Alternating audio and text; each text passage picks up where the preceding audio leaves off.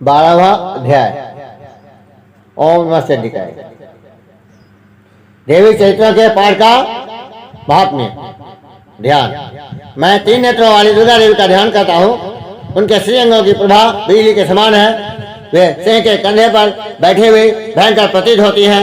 हाथों में तलवार और ढाल लिए अनेक कन्याएं उनकी सेवा में खड़ी हैं। वे अपने हाथों में चक्र, गदा, तलवार, ढाल, बाण, धनुष, पास और तर्जनी मुद्रा धारण किए हुए हैं। उनका स्वरूप अग्निमय है तथा वे माथे पर चंद्रमा का मुकुट धारण करती हैं। देवी बोली, देवताओं, जो एकाग्रचित्त होकर प्रतिदिन इस स्तुतियों से मेरा श्रवण करेगा उसकी सारी बाधा मैं निश्चय ही दूर कर दूंगी। जो मधुकैटभ का नाश, महिषासुर का वध तथा शुंभ निशुंभ के संहार के प्रसंग का पाठ करेंगे तथा अष्टमी, चतुर्दशी और नवमी को भी जो एकाग्रचित्त हो भक्तिपूर्वक मेरे उत्तम महात्म्य का श्रवण करेंगे उन्हें कोई पाप नहीं छू सकेगा। उन पर पाप जनित आपत्तियां भी नहीं आएंगी। उनके घर में कभी दरिद्रता नहीं होगी तथा उनको कभी प्रेमी जनों के विषयों का कष्ट भी नहीं भोगना पड़ेगा। इतना ही नहीं, उन्हें शत्रु से, लुटेरों से, राजा से, शस्त्र से, अग्नि से तथा जल की राशि से भी कभी भय नहीं होगा। इसलिए सबको एकाग्रचित्त होकर भक्ति पूर्वक मेरे इस महात्म्य को सदा पढ़ना और सुनना चाहिए। यह परम कल्याणकारक है। मेरा महात्म महामारी जनित समस्त उपद्रवों तथा आध्यात्मिक आदि तीनों प्रकार के उत्पातों को शांत करने वाला है। मेरे जिस मंदिर में प्रतिदिन विधि पूर्वक मेरे इस महात्म का पाठ किया जाता है उस स्थान को मैं कभी नहीं छोड़ती। वहाँ सदा ही मेरा सन्निधान बना रहता है। बलिदान, पूजा, होम तथा महोत्सव के अवसरों पर मेरे इस चरित्र का पूरा पाठ और श्रवण करना चाहिए। ऐसा करने पर मनुष्य विधि को जानकर भी या बिना जाने भी मेरे लिए जो बलि, पूजा या होम आदि करेगा उसे मैं बड़ी प्रसन्नता के साथ ग्रहण करूंगी। सतकाल में जो वार्षिक महापूजा की जाती है उस अवसर पर जो मेरे इस महात्म को भक्ति पूर्वक सुनेगा वह मनुष्य मेरे प्रसाद से सब बाधाओं से मुक्त तथा धन एवं पुत्र से संपन्न होगा। इसमें तनिक भी संदेह नहीं है। मेरे इस महात्म, मेरे इस प्रादुर्भाव की सुंदर कथाएं तथा युद्ध में किए हुए मेरे पराक्रम सुनने से मनुष्य निर्भय हो जाता है।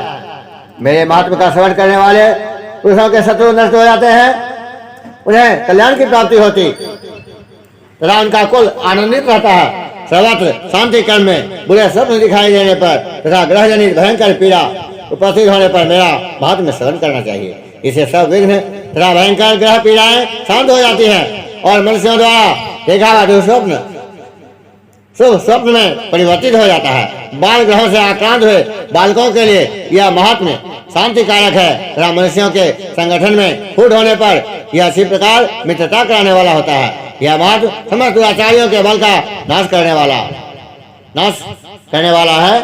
इसके पाठ मात्र से राक्षसों, भूतों, पिशाचों का नाश हो जाता है। मेरा यह सब महात्म मेरे सामीप्य की प्राप्ति कराने वाला है। पशु, पुष्प, अर्घ्य, धूप, दीप, गंध आदि उत्तम सामग्रियों द्वारा पूजन करने से, ब्राह्मणों को भोजन करने से, होम करने से, प्रतिदिन अभिषेक करने से, नाना प्रकार के अन्य भोगों का अर्पण करने से तथा दान देने आदि से 1 वर्ष तक जो मेरी आराधना की जाती है और उससे मुझे जितनी प्रसन्नता होती है उतनी प्रसन्नता मेरे इस उत्तम चरित्र का एक बार श्रवण करने मात्र से हो जाती है। यह महात्म श्रवण करने पर पापों को हर लेता और आरोग्य प्रदान करता है। मेरे प्रादुर्भाव का कीर्तन समस्त भूतों से रक्षा करता है तथा मेरा युद्ध विषयक चरित्र दुष्ट दैत्यों का संहार करने वाला है। इसके श्रवण करने पर मनुष्यों को शत्रु का भय नहीं रहता। देवताओं, तुमने और ब्रह्मर्षियों ने जो मेरी स्तुतियां की है तथा ब्रह्मा जी ने भी जो स्तुतियां की है वे सभी कल्याणमय बुद्धि प्रदान करती है।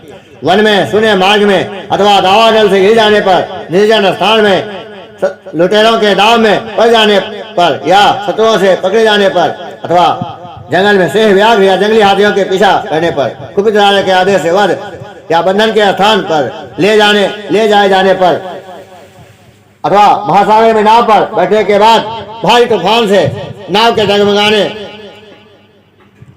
पर और अत्यंत भयंकर युद्ध में शस्त्रों का प्रहार होने पर अथवा वेदना से पीड़ित होने पर, किंबहुना सभी भयानक बाधाओं के उपस्थित होने पर जो मेरे इस शरीर का स्मरण करता है वो मनुष्य संकट से मुक्त हो जाता है। मेरे प्रभाव से सिंह आदि हिंसक जंतु नष्ट हो जाते हैं तथा लुटेरे और शत्रु भी मेरे शरीर का स्मरण करने वाले पुरुष से दूर भागते हैं। इसी कहते हैं, यों कहकर प्रचंड पराक्रम वाली भगवती चंडिका सब देवताओं के देखते देखते वहीं अंतर्धान हो गई। फिर समस्त देवता भी शत्रुओं के मारे जाने से निर्भय हो पहले की भांति एक भाग का उपभोग करते हुए अपने अपने अधिकार का पालन करने लगे। संसार का विध्वंस करने वाले महाभयंकर अतुल पराक्रमी देव शत्रु शुंभ तथा महाबली निशुंभ के युद्ध में देवी द्वारा मारे जाने पर शेष दैत्य पातालोक में चले आए।